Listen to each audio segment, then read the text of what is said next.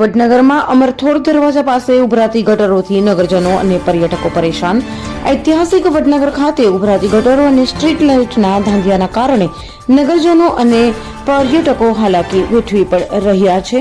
વડનગરમાં વિશ્વમાં બીજા નંબરનું મ્યુઝિયમ આવેલું છે, જેને જોવા માટે પર્યટકો આવતા હોય છે। તો અમરથોડ દરવાજે આવેલ મ્યુઝિયમ પાસે આવેલા રિંગ રોડ પર બનાવેલા ડિવાઈડરને અડીને ગટર લાઇનનું ઢાંકણું આવેલું છે। એ ગટર કેટલાય સમયથી ચોકઅપ થઈ જતા ગટરના ઢાંકણામાંથી પાણી બહાર આવે છે અને એ રિંગ રોડ હમણાં જ બનાવવામાં આવ્યો છે। તો આ પાણીનો નિકાલના એક નવો બનાવેલા રોડ ઉપર આ ગટરના પાણીના હિસાબે ખાડા પડી ગયા છે અને ડિવાઈડર ઉપર આવેલી સ્ટ્રીટ લાઇટનું કનેક્શન પણ આડા રોડ ઉપર જોવા મળે છે। જો આનો યોગ્ય નિકાલ નહીં આવે તો સ્ટ્રીટ લાઇટના વાયર ત્યાંથી નીકળે છે અને એ રોડ પરથી કેટલાય વાહનોની અવરજવર અને ગામડાઓના અને મ્યુઝિયમ જવા માટે મેઇન રિંગ રોડ છે અને કોઈએ ઇલેક્ટ્રિક વાયરની પાઇપ પણ ખુલ્લી દેખાય છે। તો અકસ્માત થશે તો એની જવાબદારી કોની? અને આ પાણી જે રોડ ઉપર જાય છે ત્યાં પણ એક ઐતિહાસિક ગૌરીકુંડ આવેલો છે અને આ ગટર લાઇનના પાણીના કારણે નવો બનાવેલો રોડ પણ તૂટી ગયો છે।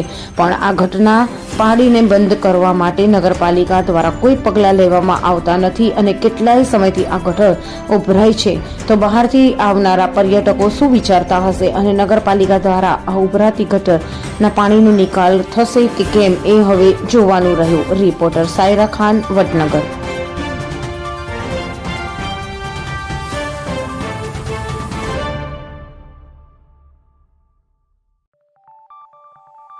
Preview.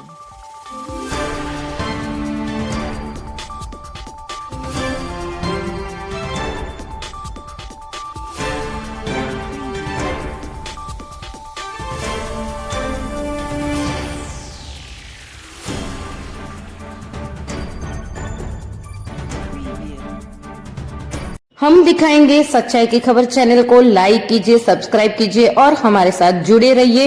हम दिखाएंगे आपको सच्चाई की खबर।